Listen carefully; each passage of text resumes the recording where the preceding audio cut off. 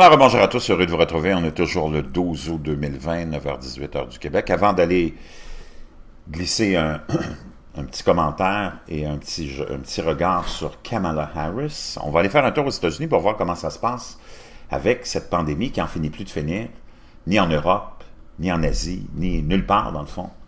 Donc, aux États-Unis, on ne fait pas exception, surtout qu'on n'a aucun plan global. Et en Floride, on avait assisté à une espèce de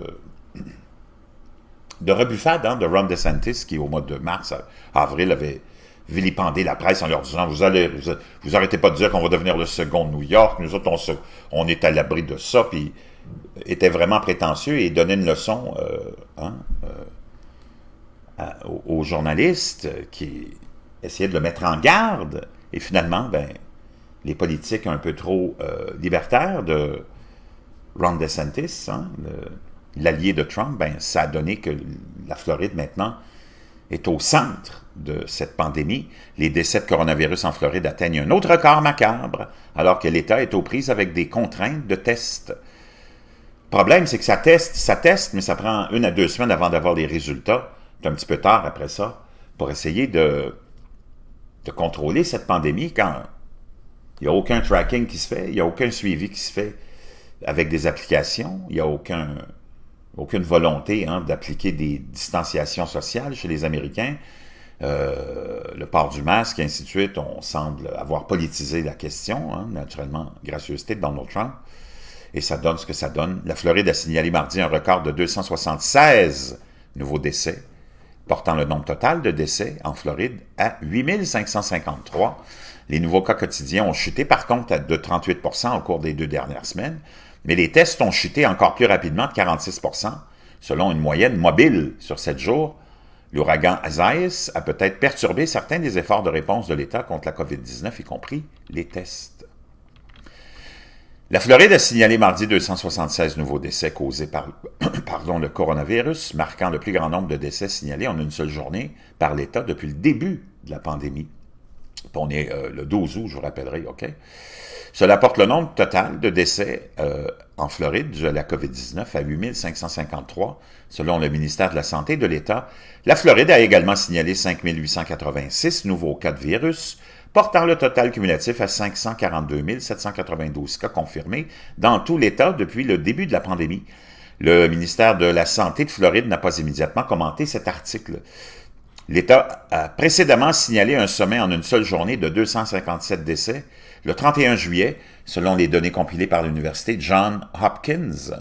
La moyenne sur 7 jours des nouveaux cas de COVID-19 en Floride a atteint un sommet de 185 décès moyens pour le 5 août, selon une analyse de CNBC des données Hopkins.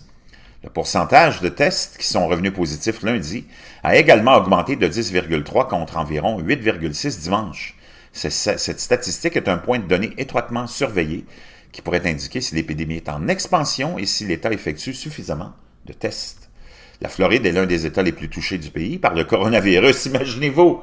Alors que DeSantis, au mois d'avril, donnait des leçons aux journalistes qui le prévenaient avec son attitude et sa mollesse, il pourrait faire face à une crise aussi grande que celle de New York.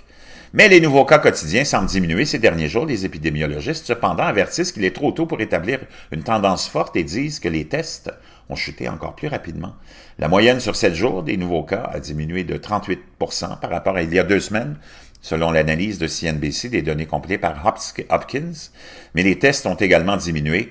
L'État effectuait environ 54 000 tests par jour il y a 2 semaines, mais cela a chuté d'environ 46% à un peu plus de 137 000 tests au 10 août sur la base de données compilées par le COVID Tracking Project, un projet de bénévolat fondé par des journalistes de l'Atlantic Magazine.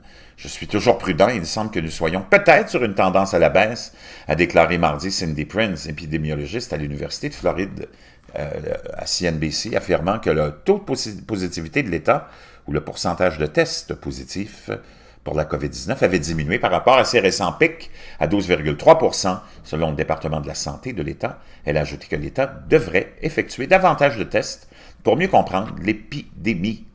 Donc, C'est loin d'être fini. Hein. C'est partout comme ça. En Europe, c'est pareil. On a imposé les masques dans les lieux publics un peu partout en Europe. C'est une crise qui est loin d'être terminée. On est le 12 août. Je voudrais vous rappeler qu'on est le 12 août 2020. Puis tu as des têtes de linotte, des imbéciles heureux qui nous avaient prédit, comme Alexis Cossette-Trudel, que tout était terminé le 17 mars. Wow! Quand tu es stupide un jour, tu es stupide toujours.